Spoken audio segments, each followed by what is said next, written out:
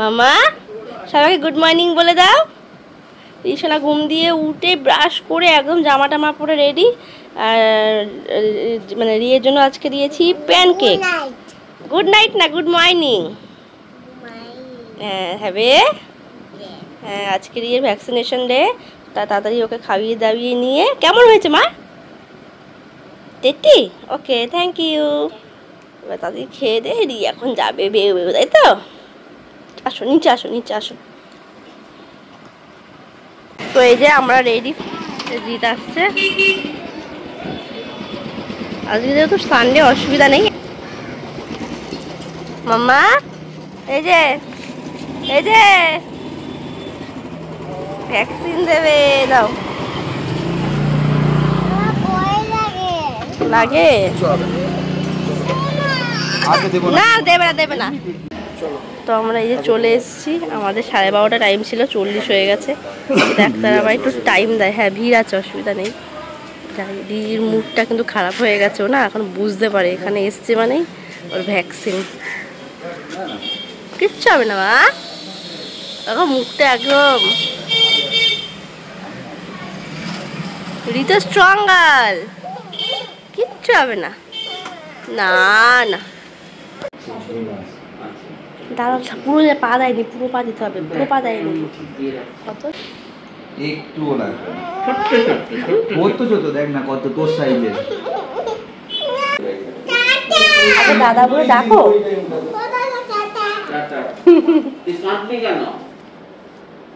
কাঁদলে কেন বলো? হাসছে। লজেন্স দিতে থ্যাংক ইউ বললে না তো? আচ্ছা চলো বলো আসছি আসছি স্যার।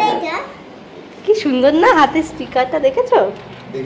চলো আস্তে আস্তে। ইয়ের হাতে কটা স্টিকার? দুটো। চলো পরে দেখাবো সবাইকে, চলো চলো। ওই জুতো পরে না, জুতো পরে না। মামার ভ্যাকসিন ডান, দেখিয়ে দাও সবাইকে।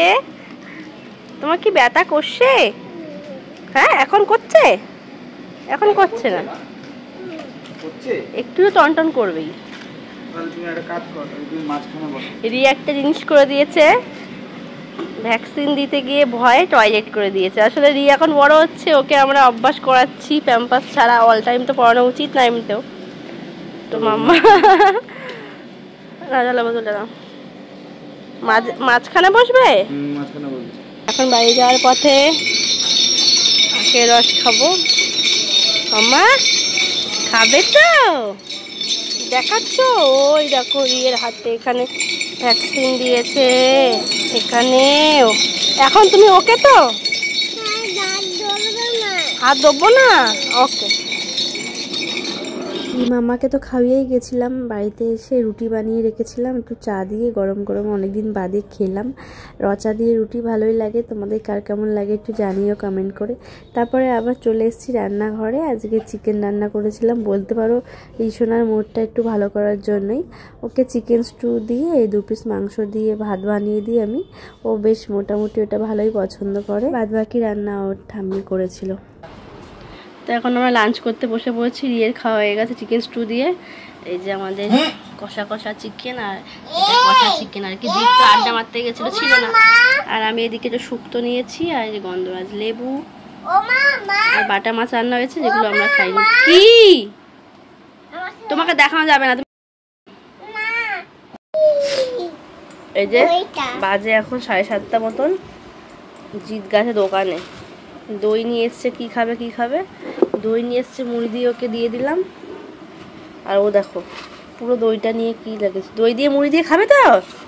ঠিক আছে, তাকাও ওদিকে একটু, ভালো লাগে? আচ্ছা খাও। তো বাজে এখন 9টা। দেবস্মিতা দি ফোন করেছে আর কি, এসছে এখানে টপিং রোডে। আজকে তো সানডে, তাই একটু যাচ্ছি। মামা দেখি ও আজকে এই ক্লিপটা দেখো পরবে, এই ড্রেসের সাথে মানায়, তারপরে ও পরবে। দেখি মামা, দেখি। আর জিৎ এখন আসছে, এখনো আসেনি। ওখানে গিয়ে ঠিক করলাম যে বনগুলিতে যাব একটু চায়ের ধাবাতে। দেখো এখানে অনেকগুলো চায়ের দোকান আছে, কোনটায় বসবো বুঝতে পারছিলাম না। আসলে আমরা যেই দোকানটাতে চা খাই, দোকানটা পুরো বুক হয়ে গেছে, একটা চেয়ারও ফাঁকা নেই। তাই কিছু করার ছিল না, অন্য দোকানে যেতেই হয়েছে। তারপর যে যেটা ভালো খাই আর কি, সেটাই অর্ডার করলো। এই এই যে ওর বৃষ্টি দিয়ে এসছে, কতদিন পরে বৃষ্টি দিদি। এই বলো দিদি ভাই, মা বলো দিদি ভাই। দুষ্টুমি করছে।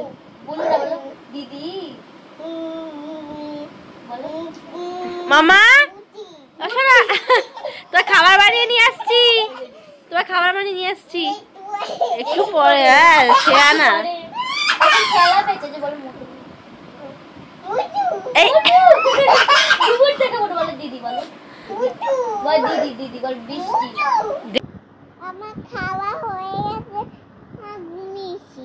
তাই এবার সবাইকে গুড নাইট বলে দাও। তারপর হ্যাঁ বলো আবার কালকে দেখা হবে। টাটা।